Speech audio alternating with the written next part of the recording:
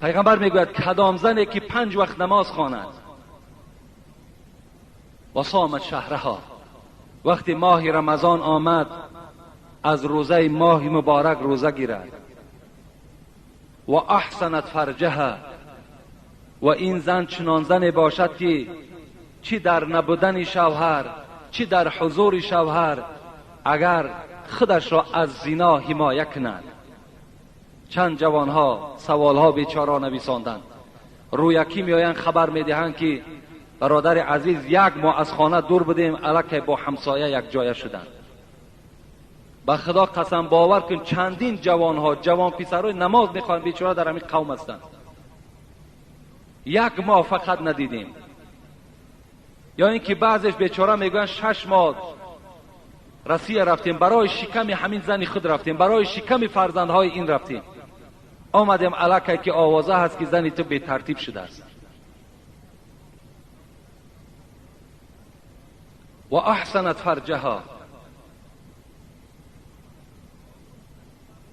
و اگر فرج خدا از زنا نگاه بدارد، میگوید پیغمبر، چی در بدن شوهر چی در نبودن شوهر.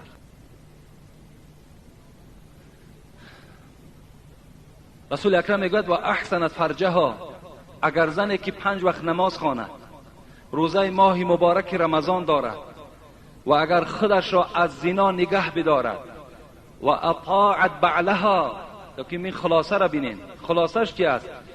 بعد نماز، بعد روزه، بعد خودش را از زنا نگه داشتن، اطاعت بعلها، شوهرش اگر اطاعت کند داخل شود جنت را از 8 دری که میخواهد. از کدام دروازه‌ای که میخواهد، همه دروازه های جنت برای این زن حلال است. مرحمت وارد جنت شود. لیکن اگر زن نماز خواند، روزه گیرد، تهجد خوان باشد، خدا ترس باشد، بر زنا دست ندهد، لیکن شوهر از او راضی نباشد، وی وارد جنت نمی شود. همه حل کننده برای شوهر فقط چی هست؟ این راضیگی شوهر است. باید شوهر از او راضی باشد. چگونه که پیغمبر خدا میگوید رضا الزوج فی رضا الله و سخط الزوج فی سخط الله. اینا پیغمبر خدا گفتند.